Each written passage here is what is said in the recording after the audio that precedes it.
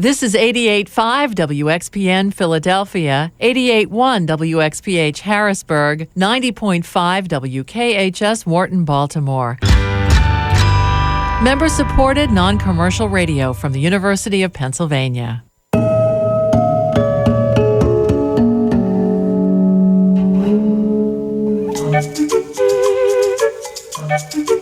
Badly Drawn Boy are our guest this hour, or should I say is, because Badly Drawn Boy is the band name for the work of Damon Gough, a very talented native of Manchester, England, whose debut full-length called The Hour of the Bewilderbeast has made him not only a critic's favorite in the British tabloid music press, but also won him the Mercury Prize for the best new album.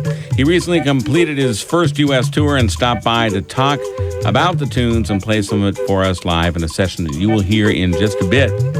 We'll also preview a new album from Rodney Crowell. It'll be out in January on Sugar Hill. It's called The Houston Kid, which is where Rodney grew up. Also a bit of an Animal Farm tune from the new Paul Simon album, an allegory called Pigs, Sheep, and Wolves. Badly Drawn Boy and more coming up on the World Café.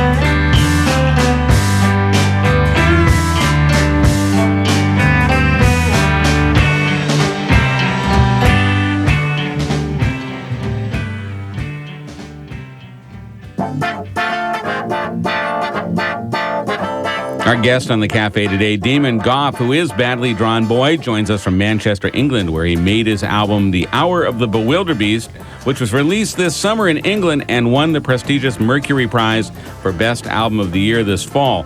I asked Damon about the album's delay coming out here in the States. America was the only territory where we didn't have a record deal because we waited for the right one, and which is why it came out in October, whereas more or less everywhere else in the world it was out in June.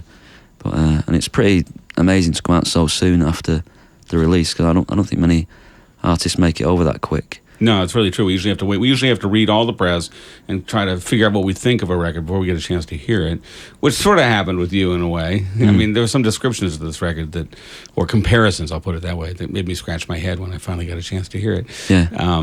You aren't Beck. You aren't Beth Orton. You're not. I guess I'm the a fella. Yeah, exactly. I guess the Beck stuff had to do with the fact that you played a lot of the instruments yourself. But yeah, anyway. It was like in the early days, the British press just jumped on. I think everyone was looking for another Beck. It seemed like since Beck emerged as an artist, it's just been everyone else's post Beck. I mean, I'd been writing songs before I ever even knew who Beck was, and I'm sure he's annoyed at some of the burden that's on his shoulders. And I think he's a genius, but people seem to forget that there was a Frank Zappa or a Captain Beefheart or years ago doing the type of thing that Beck or I do or anyone else. It's just like, let people breathe for a bit, you know. Well, The Hour of the Bewilderbeast is such an album. It's such a cohesive. I love the way it flows. I love the little instrumental pieces and everything. Did you spend a lot of time sequencing this and working out how it was going to sound? It was a bit of a strange process. It was just randomly recorded songs. I mean, I had like 8 years worth of songs to choose from really for the first album, and so I just randomly went in the studio, recorded what I felt was going to be a good song for that day, and then once I'd recorded about 40 songs or so, there were obvious ones that had to be included, and The Shining, the first song, was always a definite opener for me, and then once I came to actually handpicking the songs and compiling it was relatively easy. It was because I was really worried about the final process of saying, right, that's it, that's the album, that's done. Listened to it a few times and I thought, yeah, that seems like it's right. Yeah, it flows really well. And that The Shining is a great opener. It's also a great kind of early in the day kind of tune. Can you do that? Yeah, well, I'll give this one a try. Yeah.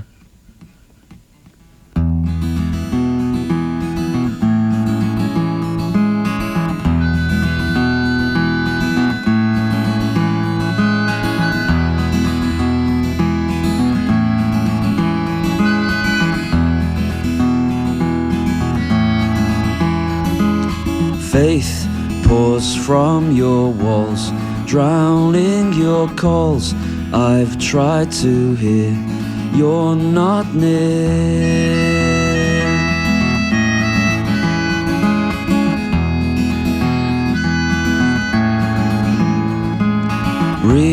Remembering when I saw your face shining my way, pure timing.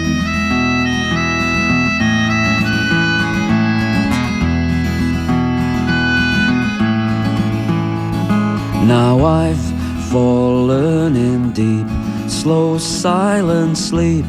It's killing me, I'm dying.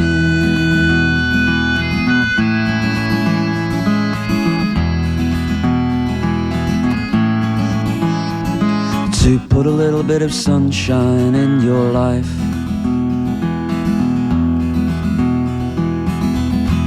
Solid all over you, warm sun pours over me. Solid all over you, warm sun.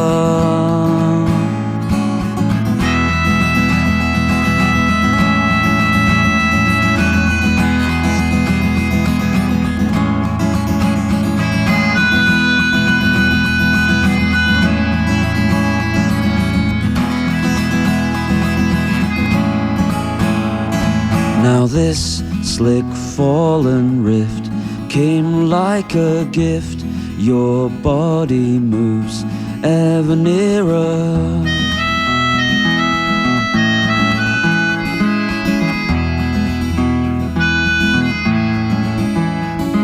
And you will dry this tear now that we're here.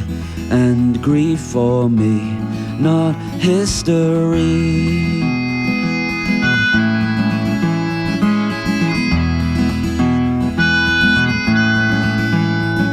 But now I'm dry of thoughts, wait for the rain, then it's replaced, sun setting. And suddenly you're in love with everything.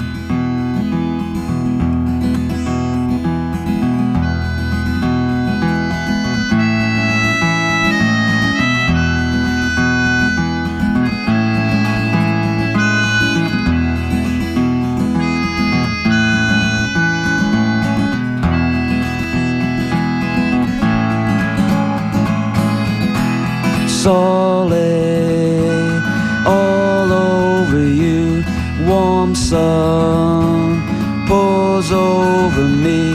Solid all over you, warm sun.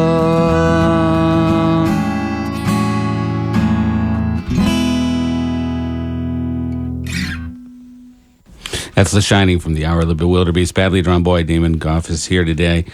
And I've heard you write a little bit about songwriting, or talk a little bit about it.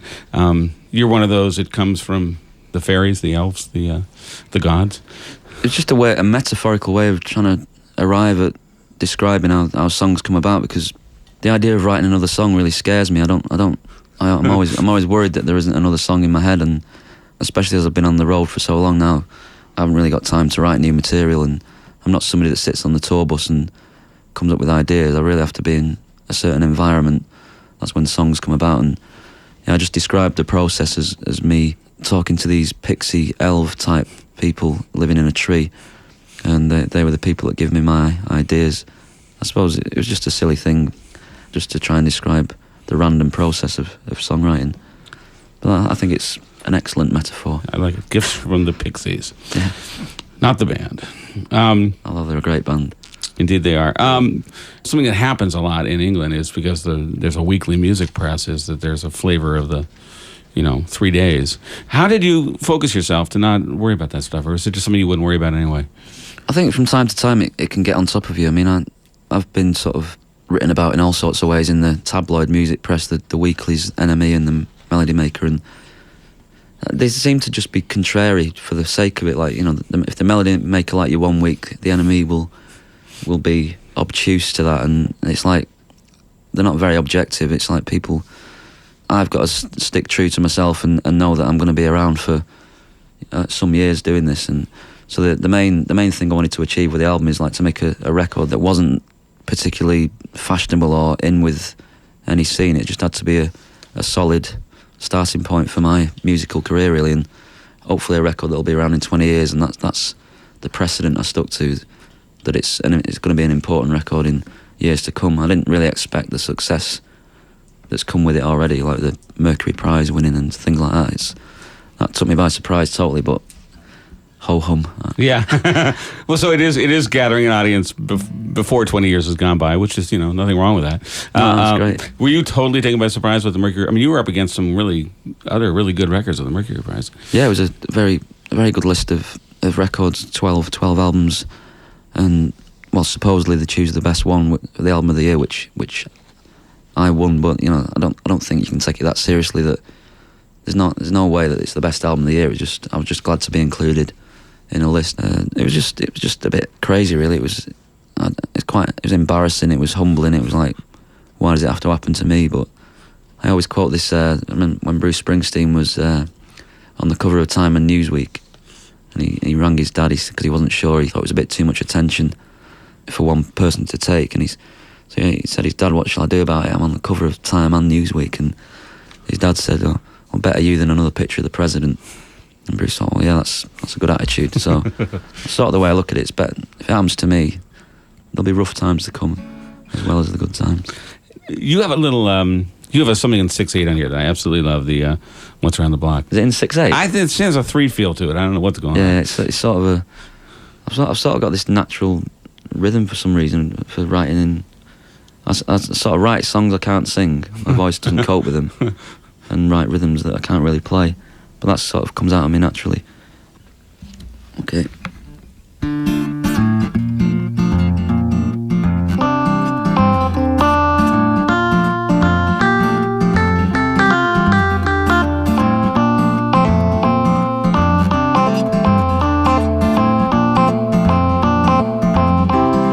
You quiver like a candle on fire. I'm putting you out. Maybe tonight we could be the last shout, but I'm fascinated by your style. Your beauty will last for a while.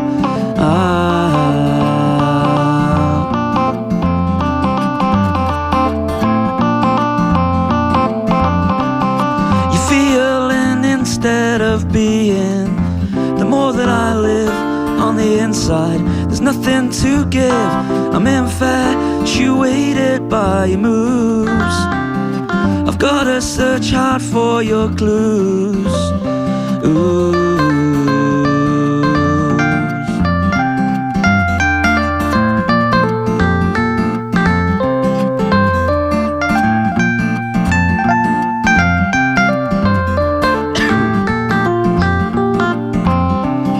I want to repair your desire and call it a gift that I stole from just wanting to live. Now I see the vision through your eyes. Your innocence no longer fuels surprise.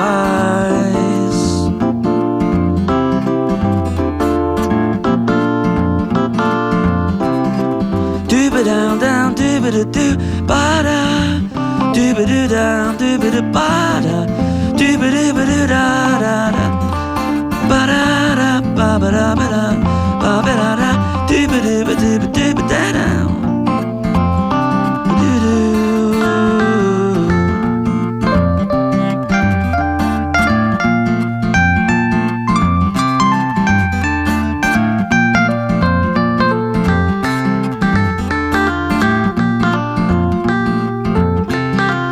Trying to outrun your fear, you're running to lose. Heart on your sleeve and soul in your shoes. Take a left, a sharp left and another left. Meet me on the corner and we'll start again.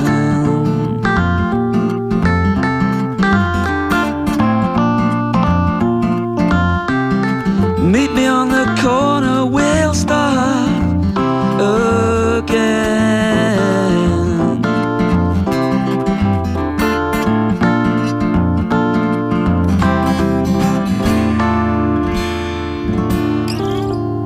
Once Around the Block is another one from the hour of the Bewilderbeast, and Badly Drawn Boy, Damon Goff, is here. Why did you go with a band persona as opposed to your own albums? Instead of using just the name Damon Goff? Yeah. I don't know, I think I just didn't feel Damon Goff had the star quality name. It didn't sound like Frank Zappa or Bruce Springsteen or Bob Dylan. So I just thought I needed something to hide behind, because I suppose it was a confidence thing in the first place, but Badly Drawn Boy was just a silly name that cropped up and became a nickname, and then so I just stuck with it by accident, really. But just think of the cartoons that you can do from now on. The animated figures. I mean, this will be... Oh yeah, the merchandising. Yeah. We could go crazy with it, yeah. Definitely.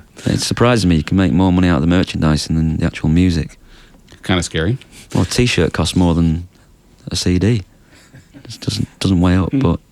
Well, you began with the tune called The Shining. Can you want to finish off with Epitaph, which finishes the album?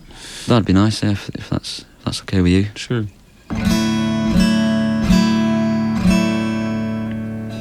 Okay, this is Epitaph.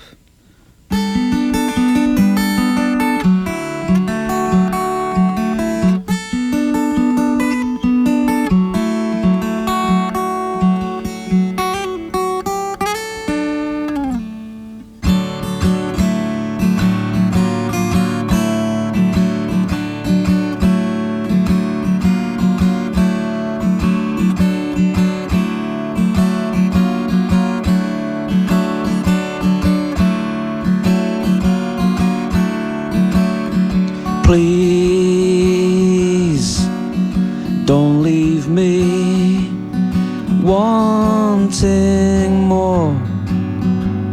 I hope you never die. There's no need to say why. Just promise that you'll try to give me all you can. I'll never ask for more. There's new life through the door. A cradle rocks and falls as new fruit fills the tree, cements the melody to signify we're free. Our troubles passing,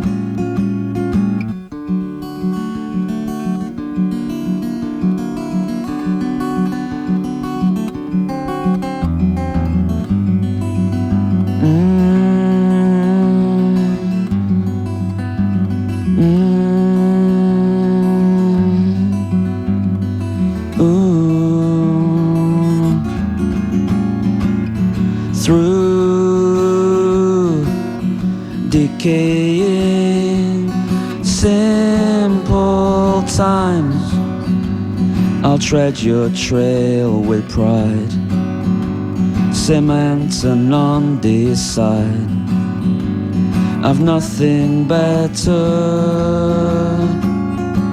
so please don't leave me wanting more. I'll never die. There's no need to say why. Just promise that you'll try.